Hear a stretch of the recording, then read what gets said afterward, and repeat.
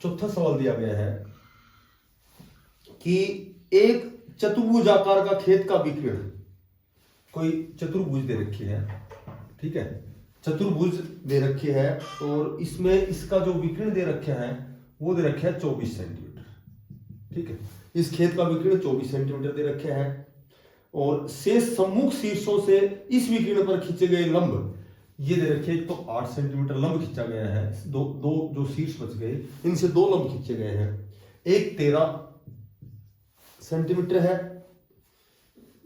और ये 8 सेंटीमीटर है और ये 24 सेंटीमीटर है, ठीक है। ये खेत दिया गया है, इसका एक विकीर्ण है 24 सेंटीमीटर या मीटर, या तो तीनों मीटर कर लो या तीनों सेंटीमीटर कर लो।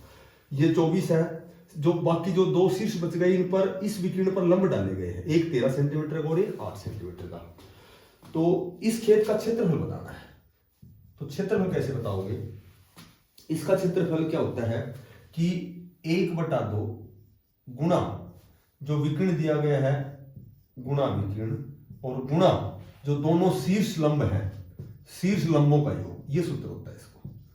या फिर या तो ये सूत्र याद रखो या फिर अलग अलग निकालेंगे दोनों त्रिभुजों के, ठीक है, 2 त्रिभुज बन जाएंगे और ये सबसे बेस्ट है। तो कैसे निकालेंगे? 1/2 विकीर्ण खींचा गया है 24 सेंटीमीटर का या मीटर का और शीर्ष लंबों की लंबाई 13 और 8 21, तो ये आ गया 12 दूनी 24 और 12 एकम 12 और 12 दूनी 252 वर्ग मीटर या वर्ग सेंटीमीटर।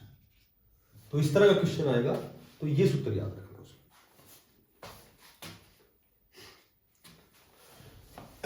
उसके बाद क्वेश्चन नंबर 5, पांचवा क्वेश्चन, किसी समचतुर्भुज के विकीर्ण, कोई समचतुर्भुज दे रखे हैं, ठीक है, ये समचतुर्भुज है, इसके 2 विकीर्ण दिए गए हैं। पहला जो विकीर्ण है, डायगोनल होते हैं विकीर्ण, पहला विकीर्ण और दूसरा विकीर्ण।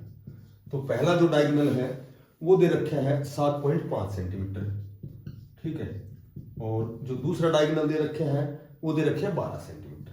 अब इसका एरिया बताना होगा, तो वी नो दैट समचतुर्भुज का जो क्षेत्रफल होता है 1/2 गुणा पहला विकीर्ण गुणा दूसरा विकीर्ण।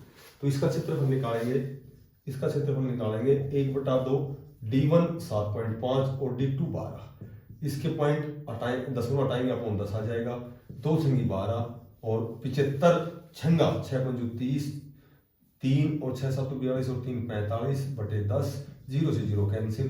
तो इसका जो एरिया आएगा, समचतुर्भुज का जो एरिया आएगा वो आ जाएगा 45 वर्ग मीटर।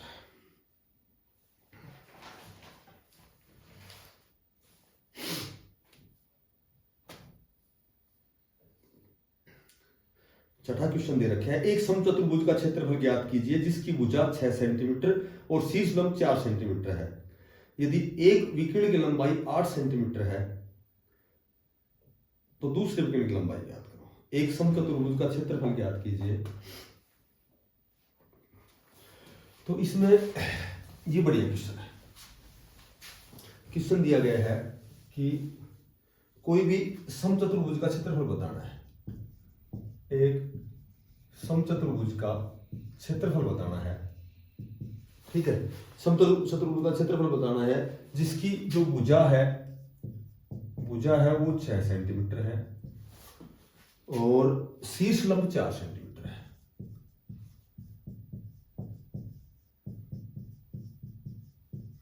शीर्ष लंब 4 सेंटीमीटर है। यदि एक विकीर्ण है, यदि एक विकीर्ण 8 सेंटीमीटर है, 8 सेंटीमीटर है, तो सेकंड जो विकीर्ण है इसकी लंबाई बताओ। देखो इसमें एक खास बात याद रखनी है, क्योंकि समचतुर्भुज का क्षेत्रफल तो 1/2 पहला विकीर्ण गुणा दूसरा विकीर्ण होता है, ठीक है। अब ये कह रहा है कि समचतुर्भुज में यदि आधार दिया गया है और शीर्ष लंब दिया गया है तो वो समचतुर्भुज एक समांतर चतुर्भुज हो जाती है। ये एक समांतर चतुर्भुज हो जाती है, ठीक है, जब इसमें एक तो आधार दिया गया हो 6 सेंटीमीटर और शीर्ष लंब 4, तो इसका जब समांतर चतुर्भुज हो जाती है, इसका क्षेत्रफल होता है आधार गुना संगत ऊंचाई, 6 चौका 24, ये 24 वर्ग सेंटीमीटर आ गई। ये हो गया एक समचतुर्भुज हो गया। जब भी समचतुर्भुज में आधार दिया गया हो और संगत ऊंचाई या शीर्ष लंब दिया गया हो तो ये समचतुर्भुज हो जाती है। और समचतुर्भुज हो गया तो इनके दोनों के जो एरिया है, क्षेत्रफल है, वो बराबर है। तो अब समचतुर्भुज का जो क्षेत्रफल है और जो समांतर चतुर्भुज का क्षेत्रफल है ये दोनों बराबर है। तो समचतुर्भुज है, इसका जो क्षेत्रफल होता है ये क्या होता है, 1/2 गुणा d1 गुणा d2 होता है। ठीक है, तो ये जो क्षेत्रफल है ये इसके बराबर है, 24 के बराबर। तो इसके बराबर लिखो 24 बराबर 1/2, d1 दिया गया हमें 8 सेंटीमीटर पहला, और सेकंड निकालना है, ये सेकंड निकालेंगे तो 2 चौका 8, ये 4 गुणा वाला यहाँ अपॉन में आएगा। तो मोटी बात यह है कि इसका सेकंड जो विकिरण है वो 6 सेंटीमीटर आएगा, दूसरा विकिरण 6 सेंटीमीटर।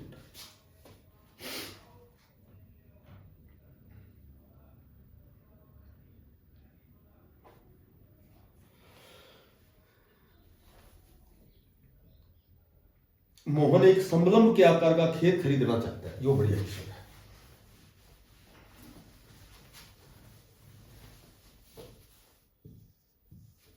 मोहन एक समलंब के आकार का खेत खरीदना चाहता है। इस खेत की नदी के साथ वाली भुजा सड़क के साथ वाली भुजा के समानांतर है और लंबाई में दुगनी है। ठीक है, एक समलंब दे रखी है, ये समलंब आकार का एक खेत है। ठीक है, तो ये कह रहा है कि इसके नीचे इस खेत की नदी के साथ वाली भुजा, ठीक है, ये ऊपर तो दे रखी है सड़क, ये तो सड़क है, ठीक है, और नीचे है इसके नदी बह रही है, ये नीचे नदी बह रही है। अब ये कह रहा है कि नदी के साथ वाली जो ये भुजा है, सड़क के साथ वाली भुजा, सड़क के साथ वाली भुजा के समानांतर, बिल्कुल सही है, और लंबाई में दुगनी है। ये कह रहा है कि 2x है, यदि ये x है तो ये दुगनी है, ये 2x हो गई, बिल्कुल सही है। यदि इस खेत का क्षेत्रफल 10,500 मीटर स्क्वायर है, 10,500 ये इसका क्षेत्रफल है।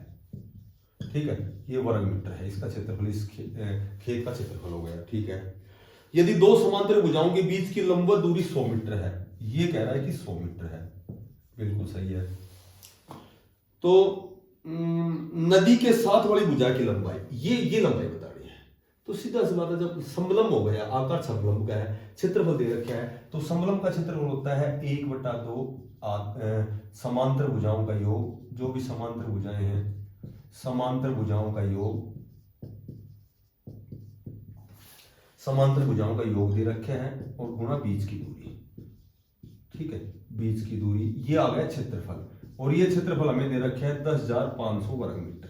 ठीक है, 1/2 समांतर भुजाएं हो गई, 2x और 1x हो गया 3x, बीच की दूरी हो गई 100 और बराबर 10,500।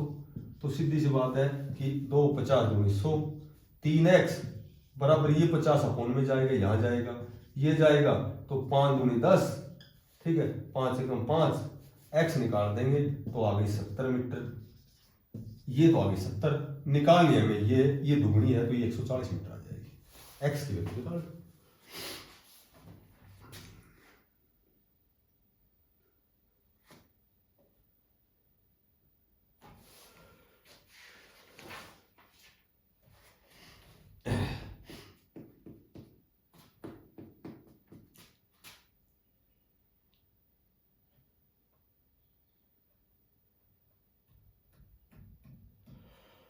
उसके बाद जो हमारी नेक्स्ट एक्सरसाइज है 11.3,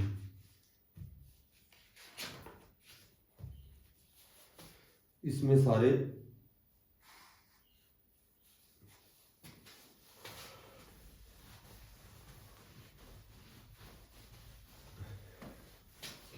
में इसमें घन, घनाभ और बेलण से संबंधित क्वेश्चन है। देखो, सबसे पहले घन, जिसकी तीनों भुजाएं बराबर है, ये हो गया घन। ये हो गया घनाभ, जिसमें तीनों भुजाएं अलग अलग है, ये हो गया घनाभ। इसका आयतन होता है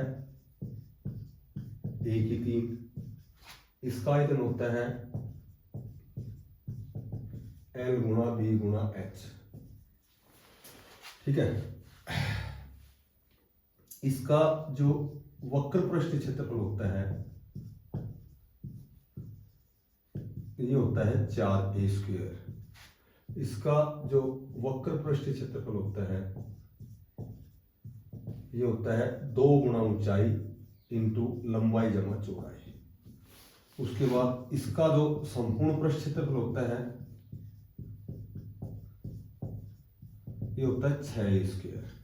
और इसका संपूर्ण टोटल सरफेस एरिया होता है ये होता है 2 इंटू LB प्लस BH और प्लस HL। उसके बाद होता है बेलन, ये रेडियस होती है, ये ऊंचाई होती है। इसका आयतन होता है πr²h। इसका वक्र पृष्ठ होता है 2πrh। ठीक है। इनसे संबंधित 11.3 में क्वेश्चन है। दो घनाभ के आकार के डब्बे हैं, ठीक है, जिसमें आकृति में दर्शाए गए हैं। किस डिब्बे को बनाने के लिए कम सामग्री की आवश्यकता होगी? मोटी बात इनका कुल पृष्ठ क्षेत्रफल निकलेगा, संपूर्ण पृष्ठ क्षेत्रफल निकलेगा। 2 डब्बे बनाए गए, देखो घनाभ के आकार के हैं 2 डब्बे। ये एक घनाभ का ये हो गया और दूसरा घनाभ। पहला क्वेश्चन यही है, ये क्वेश्चन नंबर 1। इसमें दे रखे हैं 60-40 और ऊंचाई दे रखी है इसकी 50। और उसके बाद में दूसरा है 50-50-50। ये घन आकार का हो गया क्योंकि इसकी लंबाई चौड़ाई ऊंचाई बराबर हो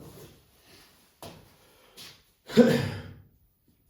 तो एक तो इसका वो निकालना है भाई। ये कह रहा है कि इस किस डिब्बे को बनाने में कम सामग्री की आवश्यकता होगी, यानी कि कम सामग्री किस में लगेगी। तो इसका भी टोटल सरफेस एरिया, इसका भी टोटल सरफेस एरिया। इसका टोटल सरफेस एरिया होता है LB जमा BH जमा HL, ये हो गया, ठीक है। 2 इंटू लंबाई चौड़ाई को गुणा करो 2400 प्लस BH ये 2000 हो गया प्लस HL ये 3000 हो गया। तो ये हो गया 3 और 2 5 और 2 7 7400। तो ये हो गया और गुणा 2 तो ये हो गया 14,800, ठीक है। इसका निकालेंगे तो 6² क्योंकि इसकी तीनों बजाय बराबर है तो घन हो गया। तो 6 एक जगह लिखेंगे, 50 का वर्ग 2500 और 25 छंगा 150, यानी कि इसका आ गया 15,000। तो दैट इज घन वाले का है, उसमें सामग्री ज्यादा लगेगी।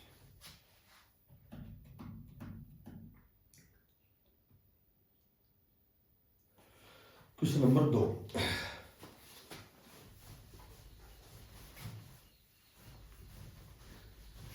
देखो दूसरा क्वेश्चन है कि 80 गुणा 48 गुणा 24, 80 गुणा 48 गुणा 24 तीन भुजाएं हो गई। माप वाले, ये सेंटीमीटर में है, माप वाले एक सूटकेस को तिरपाल के कपड़े से ढकना है, ठीक है। इसको क्या करना है, तिरपाल के उससे ढकना है, तिरपाल के कपड़े से ढकना है। तो ये वही हो गया, ये घनाभ की आकृति हो क्योंकि तीनों भुजाएं अलग अलग हैं। तो पहले तो कितने तिरपाल की आवश्यकता होगी, जैसे एक तिरपाल की वो निकल जाएगी, ठीक है। तो इसमें निकल जाएगा तिरपाल का क्षेत्रफल निकल जाएगा। ये क्या होता है, ये घनाभ हो गया तो वही 2 इंटू LB प्लस BH और प्लस HL। पहले तो तिरपाल का क्षेत्रफल निकल गया। 2 इंटू इसको गुणा करेंगे 80 गुणा 48 और प्लस 48 गुणा 24 और प्लस 24 गुणा में 80। ये निकल गया। ये तो निकल गया कि सूटकेस को ढकने के लिए आवश्यक तिरपाल। और सुनो, ये निकालेंगे। उसके बाद में ये कह रहा है कि ऐसे 100 सूटकेसों को ढकने के लिए 96 सेंटीमीटर चौड़ाई वाले कितने मीटर तिरपाल की आवश्यकता होगी। अब जो तिरपाल है, ठीक है, तिरपाल है, तिरपाल की चौड़ाई दे रखी इसमें, ये दे रखी है 96 मीटर। अच्छा, उसके बाद ये क्या कह रहा है कि अब तिरपाल तो चूंकि लंबाई चौड़ाई का होता है तो इसका क्षेत्रफल हो गया लंबाई गुणा चौड़ाई। और ये हमने निकाल दिया, ये तिरपाल का ही तो क्षेत्रफल निकाला है, लंबाई गुणा चौड़ाई तो निकाली है। ये मान लो, मैं मान लेता हूं कि ये आएगा, जैसे मान लो 13,824 वर्ग मीटर आएगा, जैसे ही आ गया। तो ये त्रिपाल की चौड़ाई ये होगी, इसका क्षेत्रफल L गुणा B होगा, ये बराबर हमने निकाल दिया 13,824। अब चूंकि चौड़ाई 96 है, यहां से लंबाई निकल जाएगी। लंबाई कैसे निकलेगी कि इस 96 का यहां भाग दे देंगे, मैं भाग दे ही देता हूं। 13,824 अपॉन ये आ गया 96, ये आएगी त्रिपाल की लंबाई। 2 छंगी 12, 2 9 18 और 2 चौकाठ और 2 8 16, फिर 2 3 6, 2 चौकाठ, 2 5 10, 2 छंगी 12, ये 24 दूनी 48। फिर काट देते हैं, 2 एकम 2 7 14, 2 दूनी 4, 2 8 16 और ये 12 का घन, यानी कि 12 का घन 17 28 होता है, तो 144 आ गया। अच्छा, अब ये कह रहा है कि 100 सूटकेसों को ढकने के लिए कितने त्रिपालों की आवश्यकता होगी। तो एक त्रिपाल का एरिया हमने निकाल दिया था, कितना निकाल दिया था 13,824, ठीक है। इसकी लंबाई दे रखी थी, हमने चौड़ाई निकाल दी, इसकी कितनी होगी चौड़ाई 144। तो 100 त्रिपालों के लिए 100 गुणा 144 यानी कि 14,400, 14,000, थोड़ा सा क्वेश्चन लेंथी है। तो 100 सूटकेसों को ढकने के लिए 14,400 सेंटीमीटर की आवश्यकता है। थोड़ा सा लेंथी क्वेश्चन है, ठीक है, इसमें गुणा गणा ये ज्यादा होते हैं।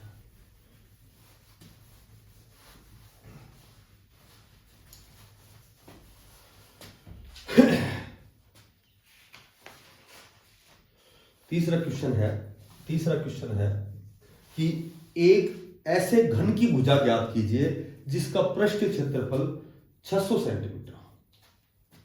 देखो घन का जो पृष्ठ क्षेत्रफल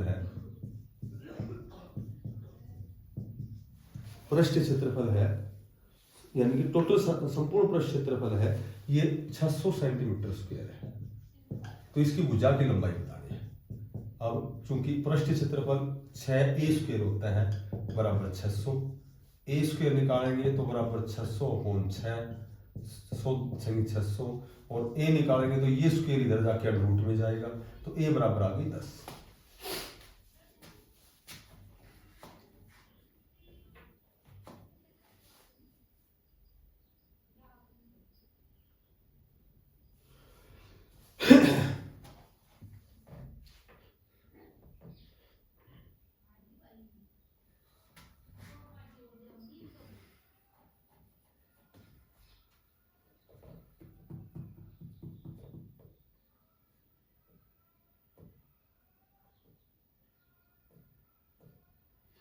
वर्णन कीजिए कि दाईं तरफ दी गई आकृति किस प्रकार एक समान है और किस प्रकार एक दूसरे से भिन्न है। किस डिब्बे का पार्श्व पृष्ठ क्षेत्रफल अधिक है। सिर्फ पार्श्व ये बताना है कि किसका वक्र पृष्ठ क्षेत्रफल अधिक है। 2 आकृति दी गई हैं, देखो एक तो ये आकृति दी गई है और एक ये आकृति दी गई है, ठीक है।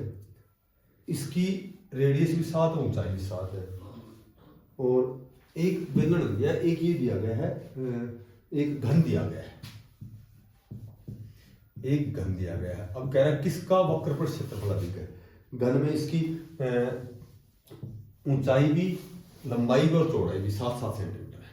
ये बताना है कि कौन से का वक्र पृष्ठ क्षेत्रफल अधिक है। बेलन का वक्र पृष्ठ क्षेत्रफल होता है 2πRh और इसका वक्र पृष्ठ होता है 4a², ठीक है। 2π की जगह लिखेंगे 22/7, r की जगह भी 7 और h की जगह भी 7। इसमें 4 लंबाई और चौड़ाई ऊंचाई यानी कि a की जगह लिखेंगे 7 का वर्ग। तो ये तो हो गया 49 गुणा 4, 9 चौका 36, 196 तो आ गया घन का वक्र पृष्ठ। और इसका आ गया 7 दूनी 14 और 22 को गुणा करेंगे 14 दूनी 28 और 14 दूनी 28, 28 2 30, इसका 360 आ गया। तो जो बेलन है इसका वक्र पृष्ठ अधिक आएगा। इसमें केवल यही बताना है कि कौन से का वक्र पृष्ठ अधिक आएगा।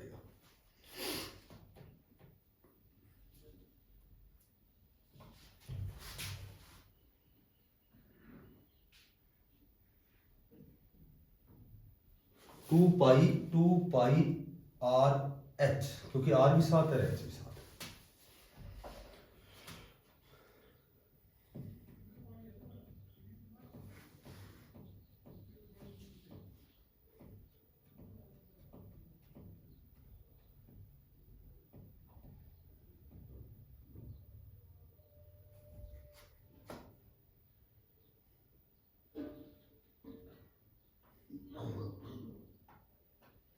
नेक्स्ट क्वेश्चन,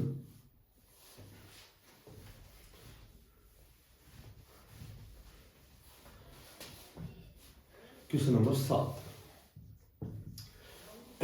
7 मीटर त्रिज्या और 3 मीटर ऊंचाई वाला एक बंद बेलनाकार है, एक बेलन है, ठीक है। इसकी ये कह रहा है कि इस बेलन की जो रेडियस है वो 7 मीटर है, ऊंचाई 3 मीटर है।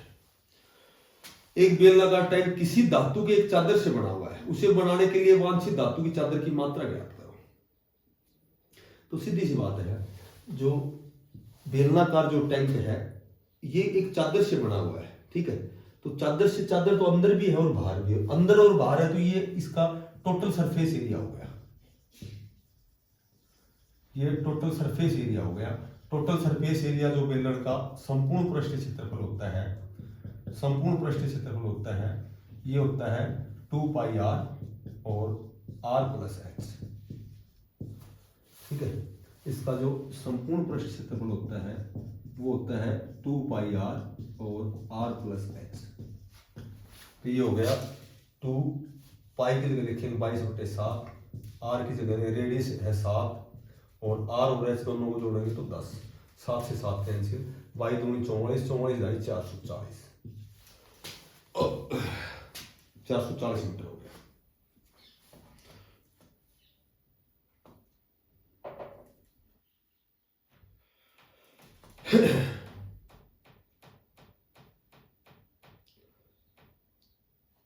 क्वेश्चन 9वां बढ़िया क्वेश्चन है।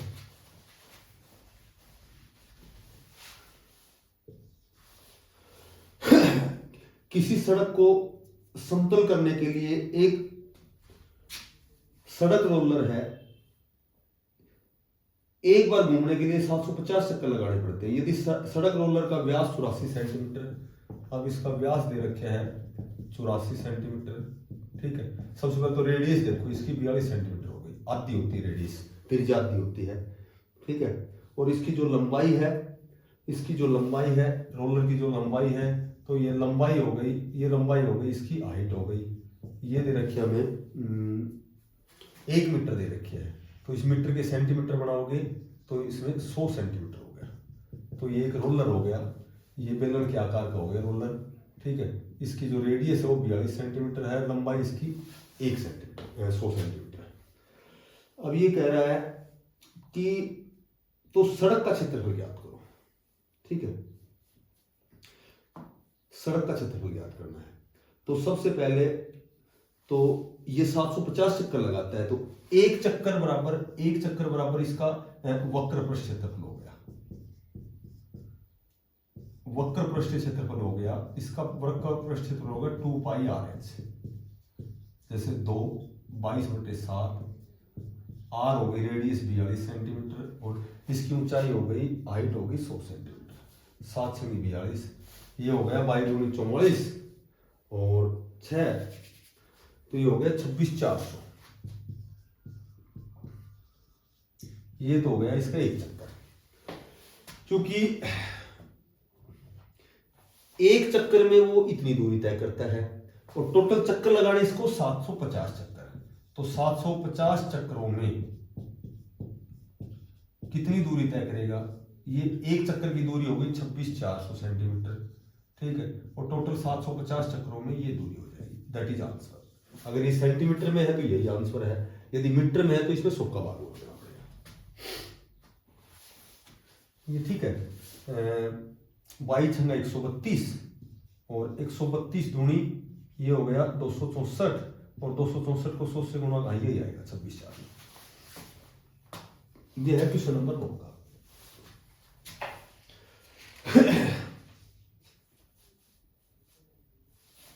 एक 10वां क्वेश्चन हो रहा है, बढ़िया क्वेश्चन।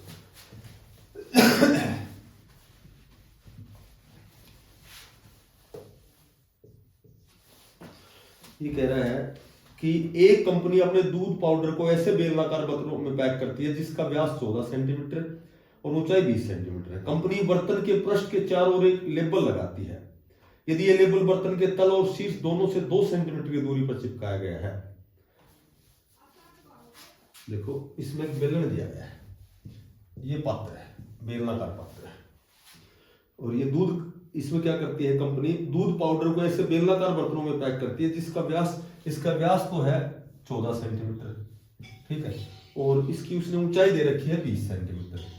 अब ये क्या करता है कि कंपनी बर्तन के पृष्ठ के चारों ओर, पृष्ठ के चारों ओर क्या करती है ये कि 2 सेंटीमीटर एक लेबल लगाती है। यदि यह लेबल बर्तन के तल और शीर्ष दोनों से 2 सेंटीमीटर की दूरी पर चिपकाया गया है, ये 2 सेंटीमीटर की दूरी पर चिपकाया गया है, तल और शीर्ष दोनों से 2 सेंटीमीटर एक लेबल चिपकाया गया है, तो इस लेबल का क्षेत्रफल क्या होगा? सबसे पहले तो इसकी जो रेडियस है वो 7 सेंटीमीटर होगी, क्योंकि व्यास की आधी होती है। इसकी हाइट हो गई 20 सेंटीमीटर, बिल्कुल सही है। सबसे पहले तो हम इसका क्या निकालेंगे, इसका पार्श्व पृष्ठीय क्षेत्रफल निकालेंगे, पर इसका जो वक्र पृष्ठ निकालेंगे, वक्र पृष्ठ जो निकालेंगे, वक्र पृष्ठ में जो इसकी हाइट है, ये टोटल 20 की बजाय शीर्ष और तल दोनों में 2-2 सेंटीमीटर का वो जो लेबल चिपकाया है, तो सीधी सी बात है इसकी हाइट 2 सेंटीमीटर ऊपर से कम हो जाएगी, 2 नीचे से कम हो जाएगी, तो इसकी हाइट है वो 16 सेंटीमीटर रह जाएगी, ठीक है। अब इसका वक्र पृष्ठ निकालेंगे, 2 पाई आर एच, तो 2 गुणा पाई हो गया 22/7, आर हमने निकाल रखी है 7 दे रखी है, और ऊंचाई होगी इसकी 16, तो 22×44, और 44 को जब हम 16 से गुणा करेंगे तो सीधी सी बात है 16 चौका 64, और 16 चौका 64 और 6 70 704 मीटर, सेंटीमीटर है तो सेंटीमीटर। फिर सुनो, एक कंपनी अपने दूध पाउडर को ऐसे बेलनाकार बर्तनों में पैक करती है जिसका व्यास 14 सेंटीमीटर और ऊंचाई 20 सेंटीमीटर। कंपनी बर्तन के पृष्ठ के चारों, इसके पृष्ठ के चारों ओर क्या करती है, ऊंचाई के हिसाब से, क्योंकि ऊंचाई के हिसाब से इसलिए कि ये लेबल लगाती है, ये लेबल बर्तन के तल और शीर्ष दोनों से 2 सेंटीमीटर की दूरी पर चिपकाया गया। तो ये जो इसकी हाइट है, ये 2 नीचे से 2 ऊपर से 4 सेंटीमीटर घट के 16 सेंटीमीटर। तो लेबल का क्षेत्रफल क्या है?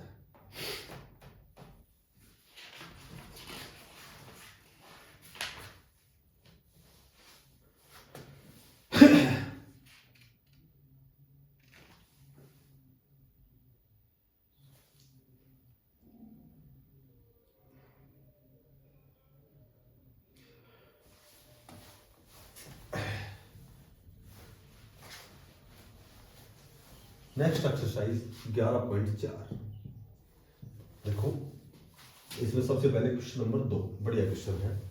बेलन ए का व्यास, एक तो ये बेलन दिया गया है, ठीक है, इसमें कह रही है कि जो बेलन है, बेलन ए का व्यास जो है वो 7 सेंटीमीटर है, बिल्कुल सही है, और इसकी ऊंचाई 14 सेंटीमीटर है, ठीक है।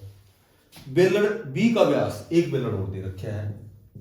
अब इस बेलन का जो व्यास है, ये व्यास दे रखे है 14 सेंटीमीटर, ये 7वीं व्यास है इसका, ये 14 सेंटीमीटर है, और इसकी ऊंचाई 7 सेंटीमीटर है, ठीक है। परिकलन किए बिना क्या आप बता सकते हैं कि इन दोनों में किसका आयतन अधिक है? दोनों बेलनों का आयतन ज्ञात करते हुए इसका सत्यापन कीजिए, जांच कीजिए कि क्या अधिक आयतन वाले बेलन का पृष्ठ क्षेत्रफल भी अधिक है। तो इसमें क्या करना है, एक तो इन दोनों का आयतन बताना है, और फिर इन दोनों का पृष्ठ क्षेत्रफल बताना है। और ये तो सच्चाई है कि जिसका आयतन अधिक होता है हमेशा पृष्ठ क्षेत्रफल भी उसका ही अधिक होता है, ठीक है। तो इसका आयतन, बेलन का आयतन निकालेंगे पाई आर स्क्वायर एच, ठीक है, और इसका भी निकालेंगे पाई आर स्क्वायर एच। तो यहां पाई की जगह पाई को पाई भी रख सकते हो, क्योंकि पाई से पता लग जाएगा कि इसका आयतन अधिक है, किसका आयतन अधिक है। जैसे पाई को पाई रख लिया, इसकी आर जो है वो 7.2 हो गई, क्योंकि व्यास की आधी होती त्रिज्या, और इसकी है 14 हो गई। इसको पाई भी पाई रख लो, और आर इसकी, इसका व्यास 14 है तो आर इसकी 7 हो गई, और एच इसकी 7 हो गई, ठीक है। तो ये तो हो गया 2 7 14, ये तो 7 का क्यूब होता है, 7 7 7 343/2 पाई, ये हो गया, और इसका हो गया 343 पाई। तो सीधी सी बात है कि ये अधिक है, क्योंकि ये 343 पाई है, इसमें तो 2 का भाग दोगे तो 343 ज्यादा होगा ये, तो इसका जो आयतन है वो ज्यादा है, इसका आयतन ज्यादा है तो इसका वक्र पृष्ठ भी इसी का ज्यादा रहेगा।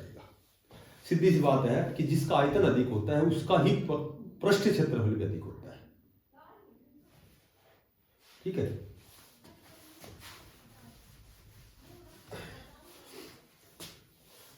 तीसरा क्वेश्चन देखो, एक ऐसे घनाभ की ऊंचाई ज्ञात कीजिए जिसके आधार का क्षेत्रफल 1080 सेंटीमीटर और जिसका आयतन 900 सेंटीमीटर है। एक घनाभ है, इस घनाभ का आधार का क्षेत्रफल, कोई घनाभ है, इसके आधार का क्षेत्रफल दे रखे हमें तीसरे क्वेश्चन में, आधार का क्षेत्रफल दे रखे हैं 180 सेंटीमीटर की स्क्वायर वर्ग सेंटीमीटर, ठीक है। और उसके बाद इसमें दे रखे हैं कि इसका जो आयतन दे रखे है, इसका जो आयतन दे रखे है ये दे रखे हैं 900 सेंटीमीटर, ठीक है। घन सेंटीमीटर कह सकते हो या सेंटीमीटर की 3 कह सकते हो। अब चूंकि घनाभ का जो आधार, जो घनाभ होता है, घनाभ का जो आधार होता है ना, उस आधार का क्षेत्रफल, सीधी सी बात है, जो घनाभ का जो बेस होता है उसमें ऊंचाई नहीं होती। जो घनाभ होता है इसमें इसका जो क्षेत्रफल है, जो आधार का क्षेत्रफल होता है उसमें ऊंचाई नहीं होती कभी भी, उसमें सिर्फ क्या होता है, लंबाई, और एक तो लंबाई होती है, एक चौड़ाई होती है। तो इसका हो गया लंबाई गुणा चौड़ाई,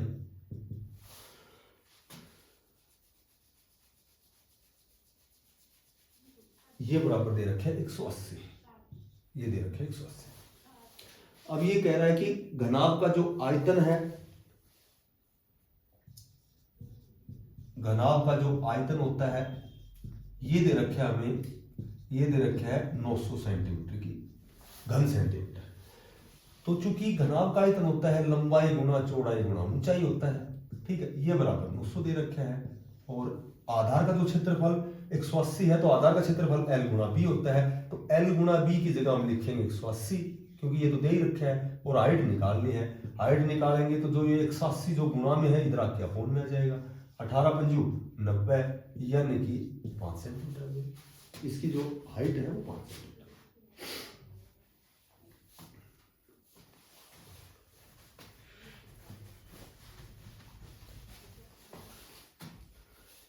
उसके बाद क्वेश्चन नंबर 4 देखो, एक घनाभ की विमाएं दी गई हैं, इस घनाभ के अंदर 6 सेंटीमीटर भुजा वाले कितने घन रखे जा सकते हैं? इसके अंदर 6 सेंटीमीटर वाले कितने घन रखे जा सकते हैं? तो सबसे पहले घनाभ दिया गया है, देखो पहले तो घनाभ की भुजाएं दी गई है, तो घनाभ का आयतन क्या दे रखा है, लंबाई गुणा चौड़ाई गुणा ऊंचाई। ये क्वेश्चन में दे रखे हमें, ये दे रखा है 60 गुणा 54 और गुणा तीसरी भुजा दे रखी है हमें 30 सेंटीमीटर। अब इस घनाभ के अंदर एक छोटे छोटे घन रखने हैं, तो जो घन है, घन की भुजा है 6 सेंटीमीटर, तो घन का आयतन क्या होगा, वही लंबाई गुणा चौड़ाई गुणा ऊंचाई, तीनों बराबर है, तो 1 की 3 यानी कि 6 गुणा 6 गुणा 6, ये इसका आयतन हो गया।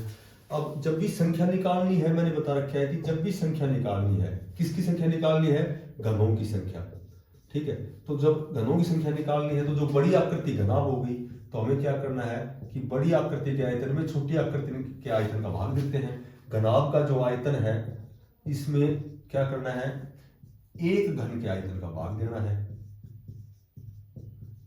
तो चूंकि घनाभ का आयतन क्या हो गया, 60 गुणा 54 गुणा 30, ये घनाभ का आयतन हो गया।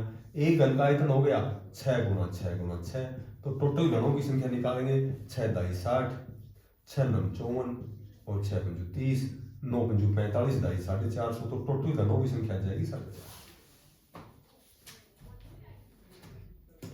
टोटल घनों की संख्या आएगी 450।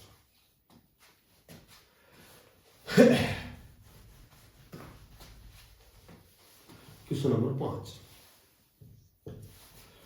एक ऐसे बेलन की ऊंचाई ज्ञात कीजिए जिसका आयतन दे रखा है और इसका आधार का व्यास दे रखा है। हम तो बिल्कुल इजी से क्वेश्चन बच गए है। देखो इसमें एक तो दे रखा है हमें, एक बेलन का आयतन तो दे रखा है 1.54 वर्ग सेंटीमीटर, ये तो इसका आयतन दे दिया, ठीक है, क्वेश्चन में दे रखा है। और अब क्या कर दिया इन्होंने कि इसके आधार का व्यास, जो ये व्यास है ये 140 सेंटीमीटर दे दिया, तो सीधी बात ये ऊंचाई निकालनी है, ठीक है। आयतन दे रखे हैं तो इसका सूत्र के बराबर रख देंगे, पहले तो इसकी रेडियस बताओ। 140 सेंटीमीटर का मतलब रेडियस 70 सेंटीमीटर हो गई। हाइट हमें निकालनी है। आयतन हमें ज्ञात है कि इसका आयतन दे रखा है 1.54 वर्ग सेंटीमीटर। आयतन होता है पाई आर स्क्वायर एच बराबर 1.54। ठीक है, पाई की जगह 22/7, आर की जगह 70 गुणा 70 और एच निकालनी है और बराबर दे रखे है 1.54। 2 अंक छोड़कर दशमलव है, नीचे 2 जीरो आ जाएंगी। एच निकालेंगे अपॉन 7 है, ये ऊपर आ गया। 22 गुणा में है, नीचे आ गया। ठीक है, ये 70 गुणा में है, नीचे आ गया और ये 70 गुणा में नीचे आ गया। बस दैट इज आंसर। ठीक है, 22 सत्ता 154। ठीक है, इस 7 से ये 7 कैंसिल, इस 7 से ये 7 कैंसिल, तो ऊपर तो आ गया 1 और नीचे आ गई 4 जीरो। 1/10,000।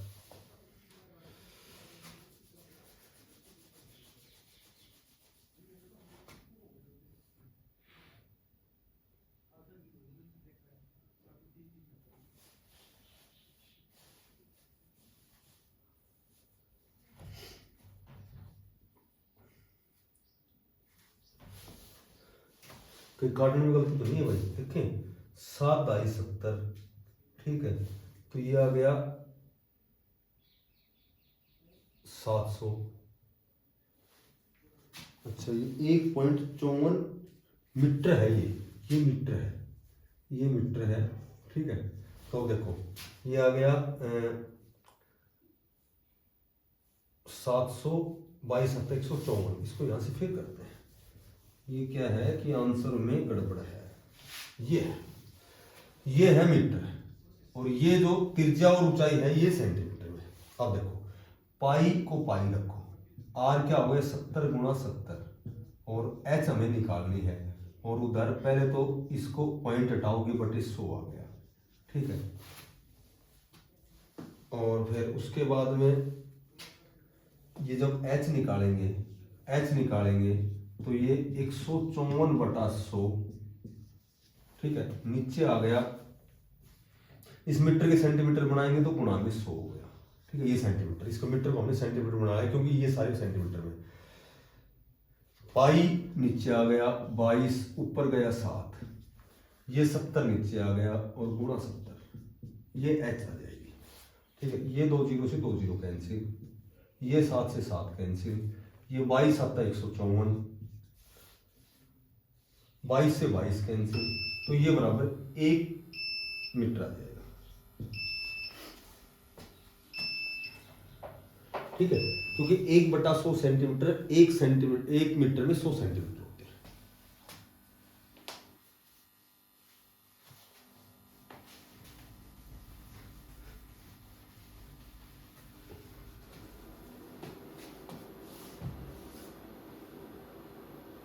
Next question number 6।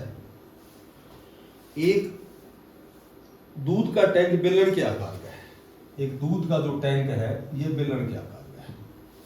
अच्छा, एक दूध का टैंक बेलन के आकार का है जिसकी त्रिज्या 1.5 सेंटीमीटर है। इसकी त्रिज्या 1.5 मीटर है और ऊंचाई 7 मीटर है और ये ऊंचाई 7 मीटर है। इस टैंक में भरे जा सकने वाले दूध की मात्रा लीटर में ज्ञात करो। तो वही बात है, इसका आयतन निकालना भी सिर्फ। इसका जो आयतन आएगा, आयतन निकाल देंगे कि आयतन होता है पाई आर स्क्वायर एच 22/7। आर हो गई 1.5 गुणा 1.5 और एच हो गई 7। 7 से 7 कैंसिल। ठीक है, तो ये इसकी अपोन भी 10 आ जाएगा, 10 को हटा दिया, इसके अपोन भी 10 आ गया। ये आ गया 225। 225 को 22 से गुणा कर देंगे। 22 पंजे 110, 11 असल पाई, 22 दूनी 44, 10 55 5 और 22 दूनी 44, 44 और 5 49 और अपोन में क्या हो गया 100। तो यानी कि 49, ये आ गया 49.5 सेंटीमीटर की थी। ये इसका या तो ये जीरो तो जीरो कट गई और ये 1 जीरो है राइट हैंड की तरफ, 1 अंक लग गया। 49.5 सेंटीमीटर। अगर इसको लीटर में करना है तो क्या होता है कि जैसे हमने निकाल दिया 49.5 सेंटीमीटर हो गया। ठीक है, 1 लीटर में 1000 होते हैं तो इसको गुणा कर दिया 1000 से। ठीक है, ये पॉइंट हटाओगे नीचे एक जीरो आ जाएगी, जीरो से जीरो कैंसिल, तो ये आ जाएगा 49,500 लीटर। That is answer. क्योंकि 1 लीटर 1 सेंटीमीटर स्क्वायर बराबर है 1000 लीटर।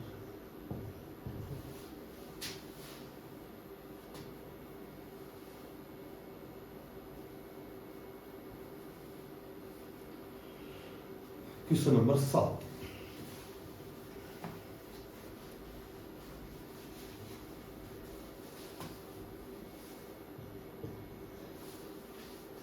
यदि किसी घन के प्रत्येक किनारे को दुगुना कर दिया जाए, ठीक है,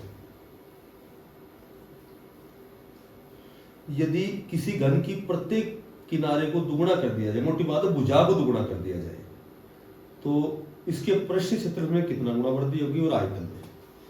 ये कह रहा है कि कोई घन है, घन की भुजा को, किनारा मतलब भुजा को दुगुना करें, तो पहली बात तो ये है कि इसका जो संपूर्ण जो पृष्ठ है वो कितने गुना होगा, ठीक है, और दूसरी बात है इसका आयतन कितने गुना होगा।